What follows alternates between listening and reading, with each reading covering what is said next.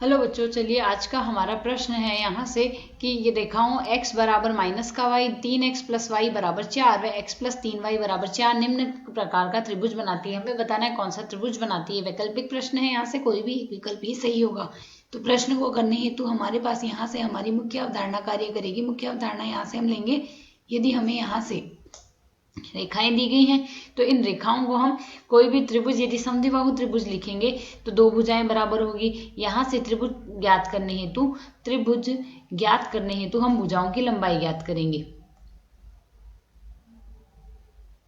तो यहाँ से इस प्रश्न को करने तो हमारी मुख्य अवधारणा रहेगी, यदि हमें यहाँ से दो बिंदु दिए गए हैं x1 y1 व x2 y2, तो इनसे हमारे पास यहाँ से इनकी लंबाई निकालनी हो। यदि यह बिंदु A है तथा यह दूसरा बिंदु B है तो AB की लंबाई रेखा AB की लंबाई जो बनेगी वह हमारे पास यहाँ से बनेगी √y2 माइनस y1 का square plus x2 minus x1 का स्क्वायर। यही हम यहाँ से लिखेंगे।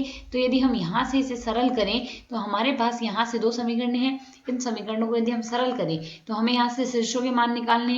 तो मान लेते हैं दो समीकरण है। पहली समीकरण है x बराबर माइनस का y और दूसरी समीकरण है हमारे पास 3x प्लस वाई बराबर 4। यह दो समीकरण यदि हम ले तो x के स्थान पर हम माइनस वाई यदि प्रतिस्थापित कर दे तो यह माइनस का 3y प्लस का y बराबर 4 आएगा। और यदि हम आगे सरल करें तो माइनस का 2y बराबर 4 आ जाएगा। इसे सरल करके हम y का मान क्या लिख सकते हैं, y बराबर माइनस का 2 आ गया। यदि y बराबर माइनस का 2 आता है तो x बराबर हमारे पास क्या आएगा, यहाँ से x का मान आ जाएगा प्लस का 2। तो एक शीर्ष हमें मिलेगा 2 माइनस 2। ठीक इसी प्रकार यदि हम आगे वाले दो समीकरणों को और सरल कर लेते हैं, इन दोनों समीकरणों को सरल करें 3x प्लस वाई बराबर 4, 3x प्लस वाई बराबर 4 है। साथ ही दूसरी समीकरण है x प्लस 3y बराबर 4। इसे सरल करने के लिए हम यहाँ से इस समीकरण को गुणा कर देंगे यहाँ पर 3 से। तो यदि इस समीकरण को 3 से गुणा करके यहाँ पर लिख दे तो यह क्या बन जाएगी हमारे पास, यहाँ से इसे हम यहाँ से प्रतिस्थापित करके मान रख देते हैं। 3 गुणा 3 9x प्लस 3y बराबर 4, 3 बार आ जाएगा। अब एक समीकरण से दूसरे समीकरण को घटा दें तो घटाने से प्लस का 3y माइनस के 3y से कट जाएगा और यहाँ से आएगा माइनस का 8x बराबर माइनस का 8, अर्थात x बराबर आ गया 1। यदि x का मान 1 आता है और इस समीकरण में यदि हम प्रतिस्थापित कर दें तो यहाँ से हमारे पास समीकरण क्या बनेगी, 3 गुणा 1 के है तो यहाँ से y बराबर लिखा जा सकता है 4 माइनस का 3x। सरल करें तो 4 माइनस 3 अर्थात y का मान आएगा 1। तो हमारे पास यहाँ से एक बिंदु बन जाएगा 1 1, तो एक बिंदु आ गया हमारे पास 1 1। ठीक इसी प्रकार हमारे पास तीसरी समीकरणों को और हम सरल कर लेते हैं। x बराबर माइनस का y और x प्लस 3y बराबर 4। एक समीकरण तो है x बराबर माइनस का y और दूसरी समीकरण है x प्लस 3y बराबर 4। यह यदि हमारे पास है तो इसमें हम मान रख देते हैं x के स्थान पर माइनस का y, तो माइनस y प्लस का 3y बराबर आ जाएगा हमारे पास 4, अर्थात 2y बराबर आ जाएगा 4। तो y बराबर क्या आ गया हमारे पास, यहाँ से 2, y का मान 2 आया तो x का मान हमारे पास क्या आएगा माइनस का 2।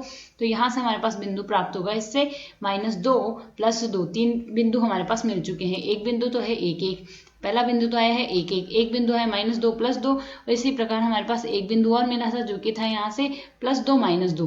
तो यह बना है +2 और -2। अब हमें यहाँ से इन बिंदुओं को निर्देशांक यदि नाम दे, यह पहला शीर्ष है हमारे पास, ये दूसरा शीर्ष है, तीसरा शीर्ष है। तो रेखा AB की लंबाई निकाल लें।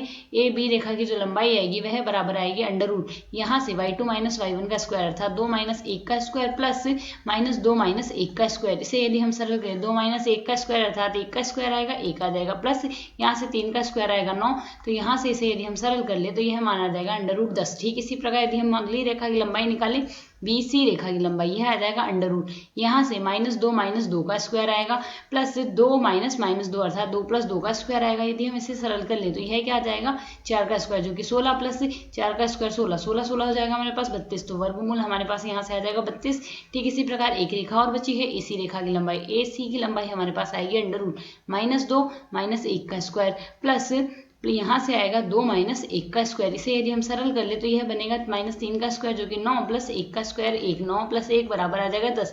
तो यदि हम यहाँ से देखें तो दो भुजाएं बराबर है, वह तीसरी भुजा बराबर नहीं है, अर्थात यहाँ से दो भुजाएं यदि बराबर है तो ऐसा त्रिभुज हमारे पास समद्विबाहु त्रिभुज बनेगा। तो यदि हम विकल्पों से तुलना करें तो हमारा विकल्प A समद्विबाहु त्रिभुज एक सही हल है। आशा है समझ आया। धन्यवाद।